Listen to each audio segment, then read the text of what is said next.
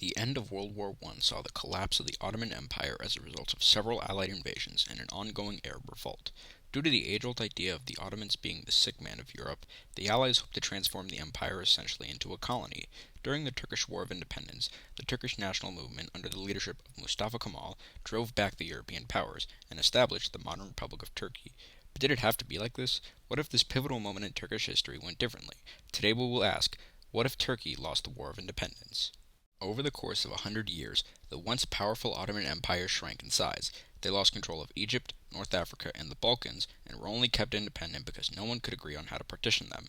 Great Britain, France, Italy, Greece, Bulgaria, and Russia all had ambitions involved with taking land from the Ottomans. In 1908, an event called the Young Turk Revolution saw the Committee of Union and Progress, or CUP, take power and force the Sultan to accept a constitution and reduction in his power. This led the Ottoman Empire to being run by a collection of politicians called the Three Pashas. The CUP and Three Pashas hoped to modernize the Ottoman Empire, but also hoped to make the empire largely Turkic by promoting anti-Armenian and anti-Greek sentiments. Despite this, the Ottomans would still lose a war to Italy in 1912, giving the Balkan states an opportunity to break away in 1913. With the start of World War I, much of the Ottoman population and government favored neutrality. However, the Three Pashas increased ties with Germany and attacked Russian ports in the Black Sea, ultimately bringing the Ottomans into the war. Outside of the Gallipoli campaign, the Ottoman army suffered much during the war and made little progress against the British advances. The Allies supported an Arab revolt in the Ottoman Empire. In exchange, they promised to support an independent Arab state. But to the contrary, the British and French signed the Sykes-Picot Agreement to divide the Middle East among themselves. The Ottomans sought peace in 1918 with the Armistice of Mudros. The Allies moved in to occupy Istanbul, while the Sultan was appointed to lead a new pro-Allied government.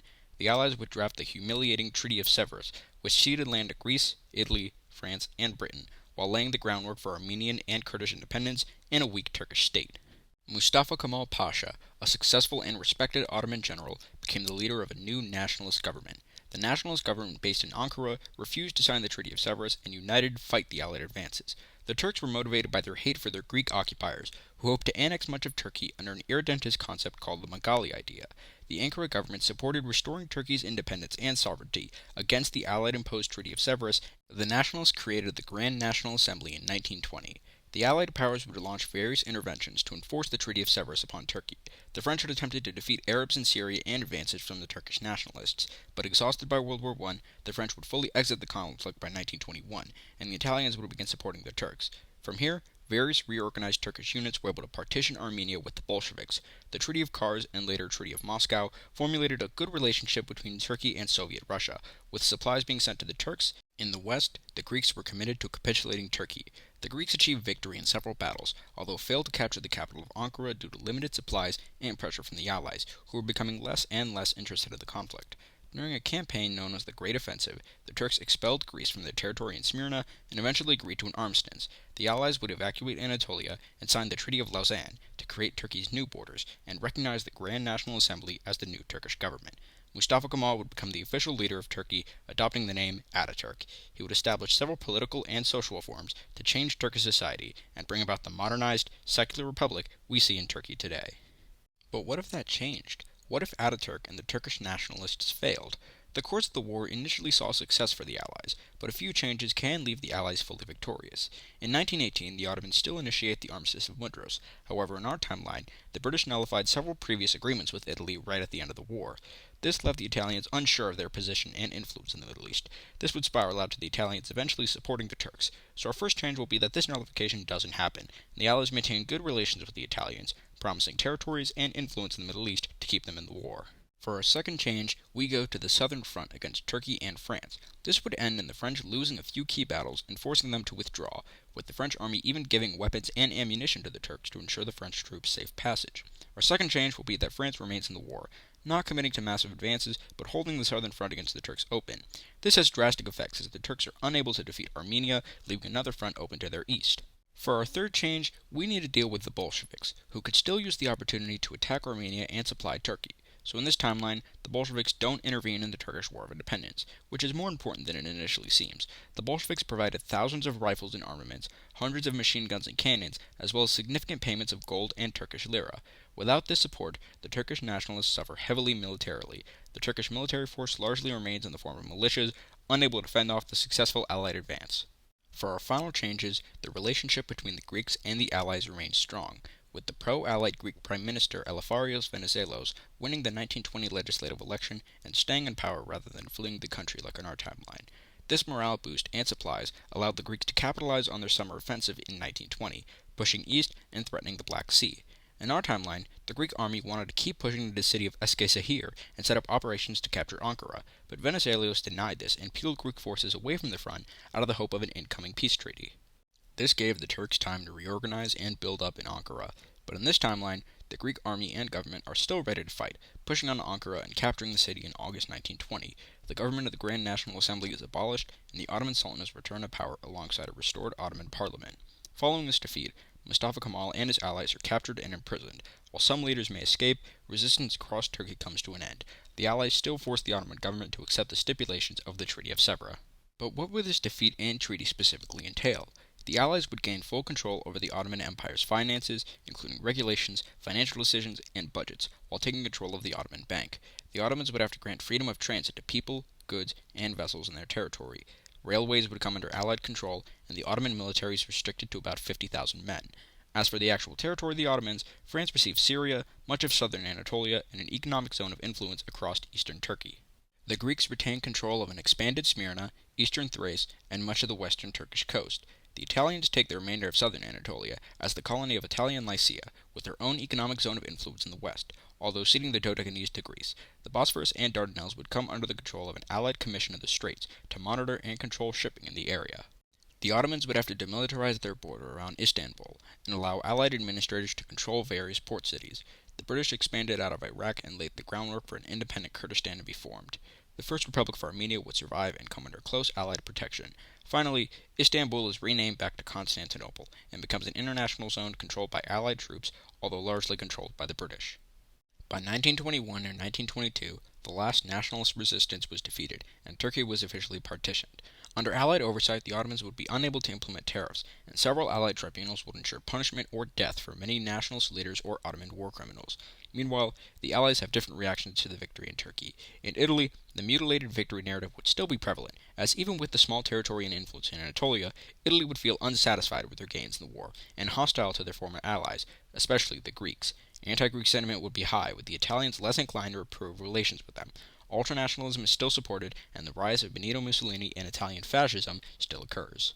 In Turkey, the Ottoman Sultan Mehmed VI would die in 1926, and Abdülmecid II succeeded him. The position of Sultan is less and less popular with the people of Turkey, as now the title will be seen as a British or Greek puppet. However, the lack of Ataturk and his reforms is greatly impactful in Anatolia. Important reforms like a secular constitution, modernization, and full rights for women are implemented. Additionally, these reforms brought Turkey closer to Europe. However, in this timeline, the Allied victory and domination over Turkey leaves it economically hobbled and culturally tied to much of the Arabic world. In our timeline, the Turks had to deal with ethnic violence and uprisings throughout the 1920s and 30s, especially from the Kurdish people. In this timeline, that violence is more prominent due to the successful independence of Armenia. Speaking of which, this alternate Armenian Republic would be quite the beast among Middle Eastern nations. Spanning 60,000 miles and with a population of almost 3 million people, this state would receive economic and military support from the British and Greeks to set up a buffer against Soviet influence. This First Republic of Armenia's independence likely leads to further ethnic nationalism among the Soviet-controlled Caucasus and the various peoples of the Middle East. The British influence in Iraq would be short-lived, as Iraq still achieved nominal independence in the 1930s. In this timeline, further ethnic tensions lead to the British establishing an independent Kurdistan out of Iraqi territory, with close ties to French Syria and Armenia. These ethnic states mean more autonomy is likely to be demanded from people like Turkmens and Assyrians. Meanwhile, Greece would find itself at a high point, gaining a large amount of Greek-speaking territory and largely fulfilling the nationalist sentiments of the Megali idea. The Ottomans and Greeks agreed to several population exchanges like in our timeline, with millions of Turks expelled from new Greek territory. However, there is still the issue of Constantinople, which the British don't wish to hand over to the Greeks. This alternate Greece would maintain good trade and diplomatic relations with Britain and France. Overall, Greece would be a prosperous nation with a healthy economy and stable currency. However, Greek irredentists would still desire to reclaim Constantinople, leading to a rise in Greek nationalism. In our timeline, Metaxism was an authoritarian and monarchist ideology rising in popularity in Greece, associated with politician Ioannis Metaxas.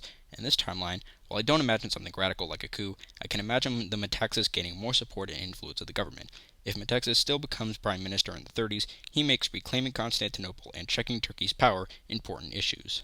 The Greek nation likely attempts a naval arms buildup to try and pressure the British to hand over the city, although these attempts are futile, and the most likely reforms I see happening are more Greek troops involved in occupying the city, preferential Greek shipping, and possibly the ceding of territory around the Dardanelles. Nationalist sentiments in Greece would be frustrated by a lack of progress, but the city still remains under de facto British control. Assuming the Turks lack the economic reforms and improvements of Ataturk, the Great Depression would be extremely hard for the Turks to overcome. In the 1930s, Germany remained a good trading partner for Turkey, and nationalist Islamic movements began to rise in popularity in Turkey. Greece begins ringing the alarm bells when they see this. Metaxas call for a military buildup in the region and to set the stage for a war to reclaim Constantinople and other Anatolian territories. Meanwhile, the liberals support diplomatic ties with Turkey to prevent them from aligning with the Germans and Italians.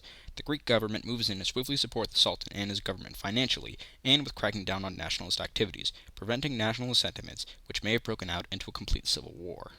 In late 1940, the Italians still invade Greece, kicking off the Greco-Italian War.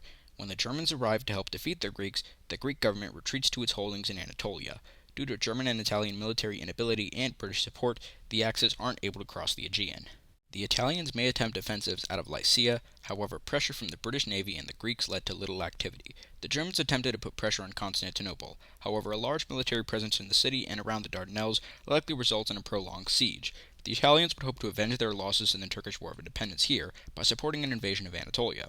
While plans are made and the threat is clear, Germany ultimately doesn't launch such a widespread attack, instead redirecting troops to Operation Barbarossa. The British, facing a clearer threat, likely commit more resources towards this front around Anatolia.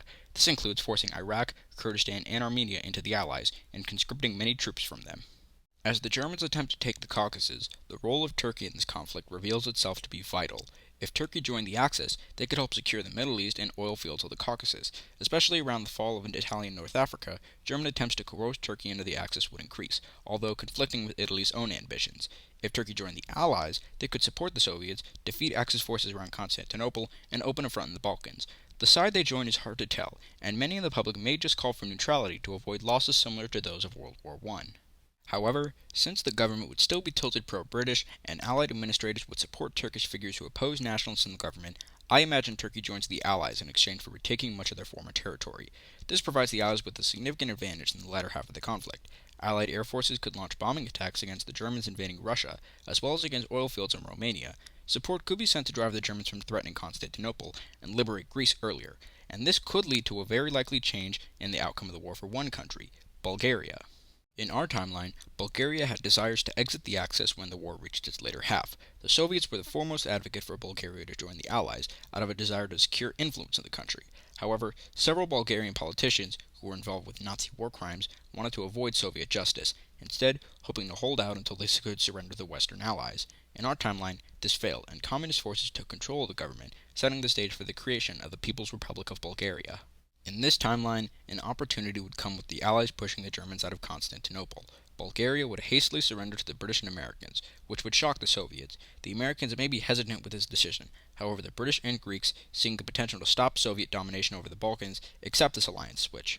Ultimately, World War II still ends with an Allied victory, and while the peace may be different considering potential German delays, we'll just focus on Anatolia and the Balkans. Turkey is rewarded after the war with abolition of Allied economic zones of influence, and Turkey being released from several of the harsh terms of the Treaty of Sevres. Italian Lycia is ceded to Turkey, with coastal regions around going to Greece. The British influence in Constantinople comes to an end, with Turkey gaining territory. However, as a result of Soviet aggression on the Black Sea, the UN establishes a demilitarized free city in Constantinople.